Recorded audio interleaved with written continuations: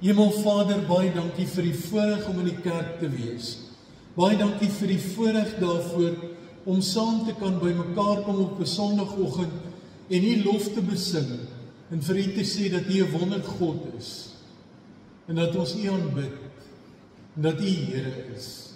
Dankie vir die voorreg om saam in eenheid te kan wees, te kan weet dat U by ons is, te kan luister in die Bybel uit na U woord, daaroor te dink, dit met mekaar te deel en dit dan te gaan lewe. Ons loof U vir daardie voorreg en vra daarom, Here, praat met ons. Ons U kinders luister. Amen. Ek wil vra dat jy saam met my blaai na Johannes 10 toe. Johannes 10, ons gaan lees van vers 22 tot 42.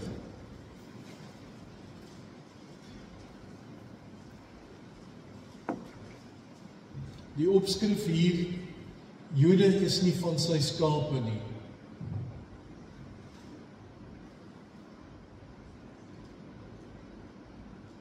Vers 22. Dit was na die tyd die fees van die tempelwyding in Jerusalem, en dit was winter. Jesus het in die tempel in die pilaargang van Salomo geloop. Die Jode het daarom hom saamgedrom en vir hom gesê, hoe lank gaan U ons nog in onsekerheid hou? As U die Christus is, sê dit reguit vir ons. Jesus antwoord hulle toe, ek het dit vir julle gesê en tog glo julle dit nie.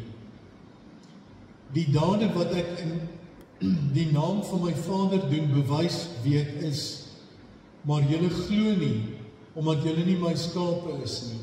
My skape luister na my stem, ek ken hulle en hulle volg my. Ek gee aan hulle die ewige lewe en hulle sal in ewigheid nooit verlore gaan nie. Niemand sal hulle uit my hand uitruk nie. Die wat die Vader my gegee het, is die belangrikste van almal en niemand kan hulle uit die hand van my Vader ruk nie. En ek en die Vader is een. Die Jode het toe weer klippe opgetel om hom te stenig. Maar Jesus sê vir hulle, op gesag van die Vader het ek julle talle goeie dade laat sien. Oor watter een daarvan wil julle my stenig? Dit is nie oor 'n goeie daad dat ons jou wil stenig nie, antwoord die Jode hom, maar oor godslastering, omdat jy wat 'n gewone mens is, jou as God voordoen. Daarop sê Jesus vir hulle, staan daar nie geskrywe, ek het gesê, julle is gode nie.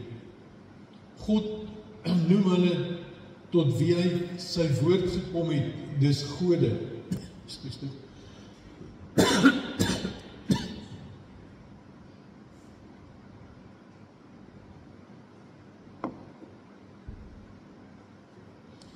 En wat daar geskrywe staan, kan nie verander word nie.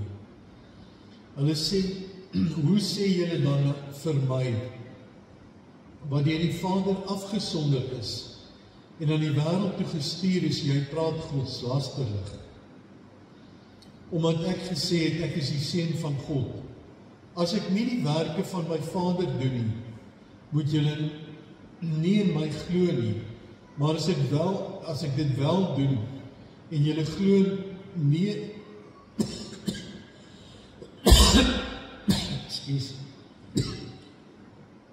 maar as ek dit wel doen, en julle glo nie, en tog nie in my glo nie, moet julle ten minste aan die werke glo, sodat julle kan sien en weet dat die Vader in my en ek in die Vader is. Hy wou hom toe weer gevange neem, maar hy het hulle ontglip. Hy het teruggegaan na die plek toe oorkant die Jordaan waar Johannes gedoop het en daar gebly. Baie mense het na hom toe gekom en hulle het gesê Johannes het wel geen wondertekens gedoen nie, maar alles wat Johannes oor hierdie man gesê het, is waar. Baie mense het daar tot geloof in hom gekom. Lees tot daartoe. Ek wil vir jou vra, glo jy in Jesus?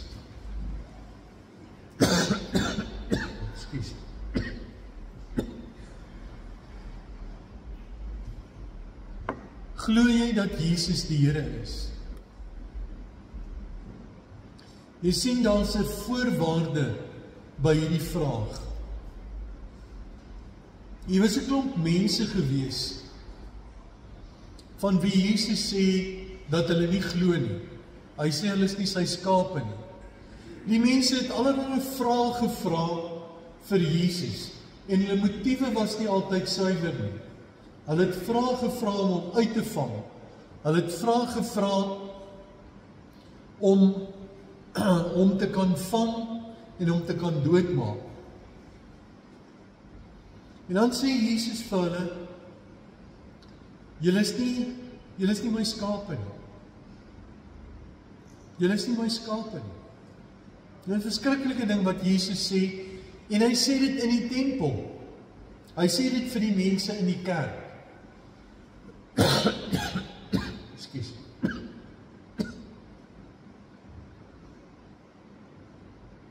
Hy sê vir die mense, hulle kan nie hoor nie. Nou vandag is Moedersdag. Nou daar is seker niks wonderliker as om daardie band tussen 'n ma en 'n babaatjie te sien.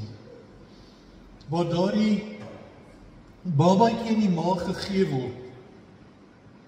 En daar kom 'n koneksie tussen daardie ma en daai babaatjie. So 'n intense koneksie. Daar is 'n groep vrouens gewees in Pretoria wat vrywilliglik gekom het om babas vas te hou, babas wat gegee sou word vir aanneming. Net sodat daar 'n band kan vorm tussen 'n ma en 'n baba, daai pasgebore babatjie. Dit gee 'n vorm van sekuriteit en dit bring 'n intimiteit na vore. Nou, die Here sê dat as ons sy kinders is daar 'n band tussen ons en hom. Hy gebruik baie keer die voorbeeld van 'n baba en 'n kind, soos 'n baba verlang na die moedersmelk, so moet ons verlang na die woord van die Here.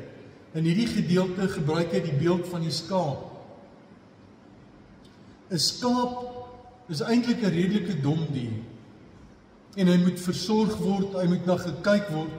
As hy alleen gelos word, dan gaan hy verlore. En hy vrek. En hy verdwaal en hy word gevang. Hy moet opgepas word. Nou in daardie tyd, daar so in die ou nabye ooste, ekskuus tog, het 'n skaapwagter voorgeloop en die skape geroep. En die skape het sy stem gehoor, geluister en hom gevolg en hy het hulle na weiding toe gevat en het hulle na plekke toe gevat waar hulle kan drink. Nou hierdie beeld gebruik Jesus om te sê, ons moet na hom luister. Ons moet sy stem leer ken. Nou die beste om te sien is 'n klein babaatjie. As daai klein babaatjie sy ma se stem hoor, dan is hy koppie regop en kyk in 'n rigting. Dit is een van die kosbaarste goed om te sien. Ekskuus.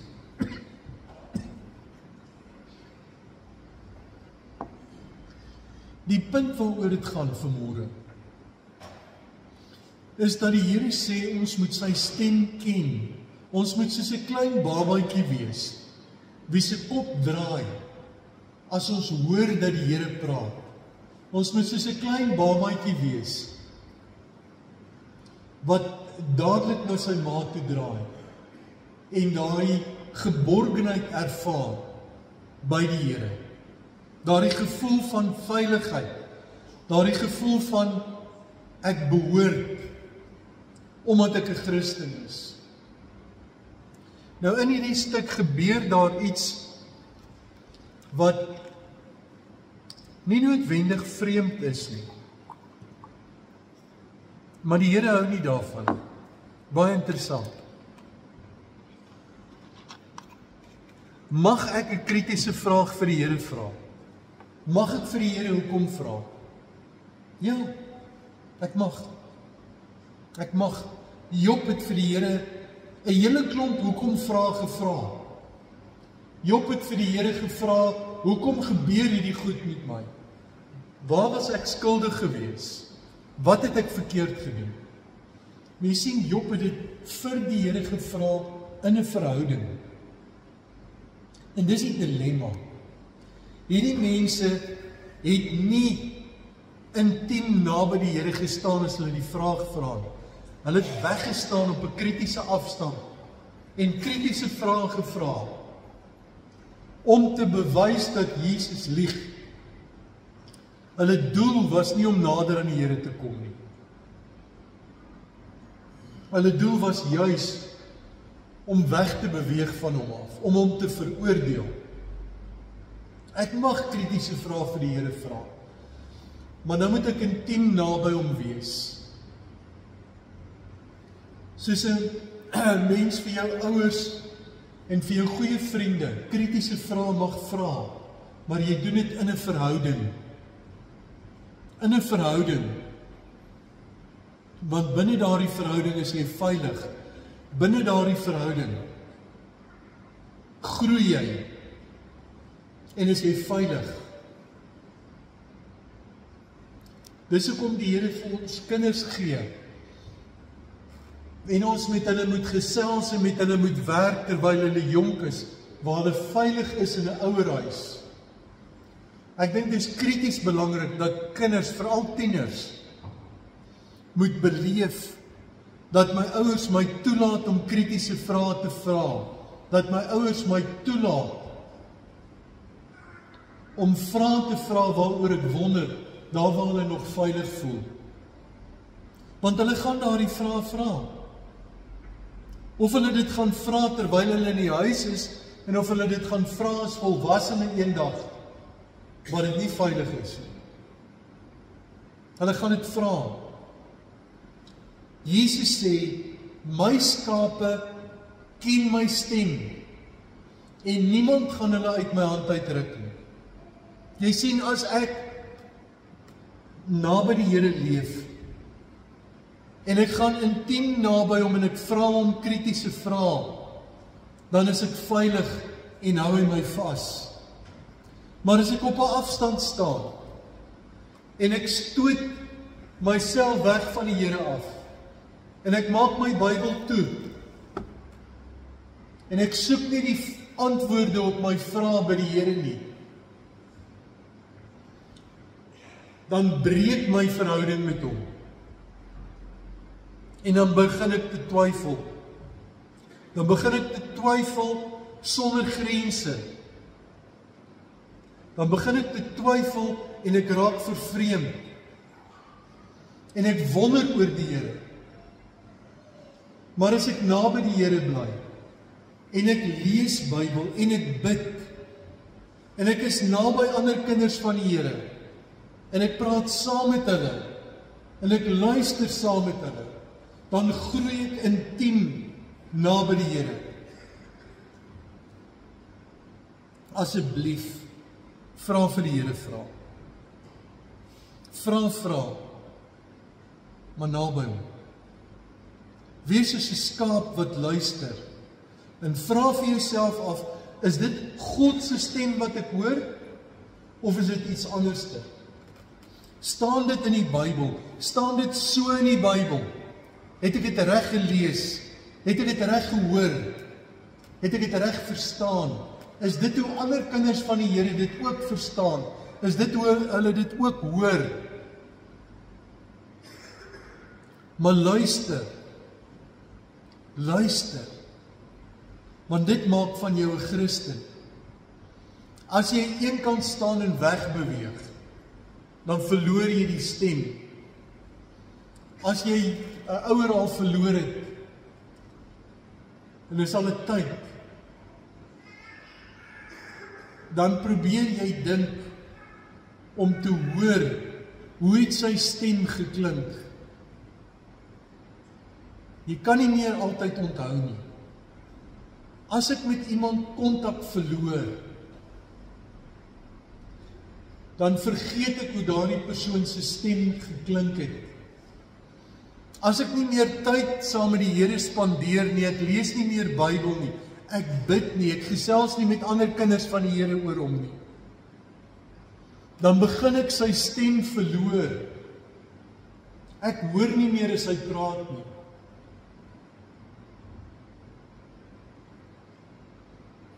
Daar is Christene wat begin twyfel,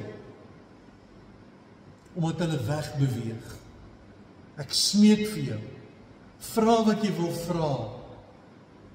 Soek antwoorde, maar soek dit in die Bybel, soek dit by die Here, soek dit saam met ander Christene.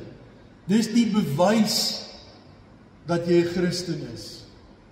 Dis die bewys dat jy 'n volgeling van Jesus is. Maar as ek begin vra, en ek tel klippe op, en ek wil ander mense wat glo, met die klippe begin gooi, dan begin ek 'n verhouding te verbreek. En die gevaar is groot, dat ek skade doen aan my verhouding met die Here. Ek doen skade aan daardie intiemheid wat ek gehad het. Ons moet as gesinne, as pare, as vriende, moet ons by mekaar kom, en ons moet met mekaar gesels oor die Here. Ons moet vir mekaar vra, hoe gaan dit met jou verhouding met die Here? Hoe gaan dit met jou? Glo jy nog? Het jy vrae? Twyfel jy? Wonder jy? Gaan dit nog goed met jou? Want ons is vir mekaar gegee, en daardie stem van die Here moet helder wees tussen mekaar. Anders verloor ons dit. En anderster raak hy stem stil.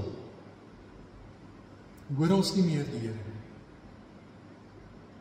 Die Here sê, niemand sal ons uit sy hand uitruk nie. Maar weet wat is die probleem? Ek kan opstaan en ek kan wegloop. Ek kan wegraak. Ek kan ophou luister. Ek kan ophou om by die Here te kom. En dan hoor ek dit al hoe minder. En dit is al hoe minder bekend vir my. En ek het al hoe minder kontak. Ek kan uit sy hand uit beweeg. Ek kan wegraak van die Here af. 'n Skaap raak verlore as hy nie die stem van die herder hoor nie. En met my en jou dieselfde. As ek nie tyd maak om te luister nie, as ek nie tyd maak om te gaan stil sit en te lees en te bid en te dink en te gesels en te deel, dan begin ek om die stem van die herder te verloor. En dan kom kritiek en dan kom vrae. En dan begin ek twyfel. Die Here het ruimte gemaak vir mense wat twyfel. Hy het vir Thomas gesê, kom hier, kom. Kom druk jou vingers hier in die merke. Wees gelowig, moenie ongelowig wees nie. Die Here het ruimte vir twyfelaars, vir mense wat wonder. By hom, nie op ander plekke. Moenie gaan Google nie. Moenie vir die kunsmatige intelligensie gaan vra nie. En lees jou Bybel. Luister na jou vriende wat glo. Kom regtig by die Here, want hy's daar, hy wil met jou praat. Hy wil met jou praat. Gaan praat met jou ma en pa. Wonder. As jy vandag as 'n moeder hier sit en jy dink aan jou kinders, vra jouself, ken hulle jou stem en ken hulle die stem van die Here? As jy hier sit en jou ma leef nog, maak kontak, en gee om. Hulle waardeer dit intens. dat hulle net ook ervaar dat hulle waardeer word. Kom ons gebruik die tyd wat ons het. Kom intiem naby die Here. En maak seker dat ons die stem van die Here ken. Dat ons nie wegdryf nie. Dat ons nie begin twyfel nie. Hy het gesê, niemand sal jou uit my hand uitruk nie. Kom ons luister terwyl daar tyd is. Amen.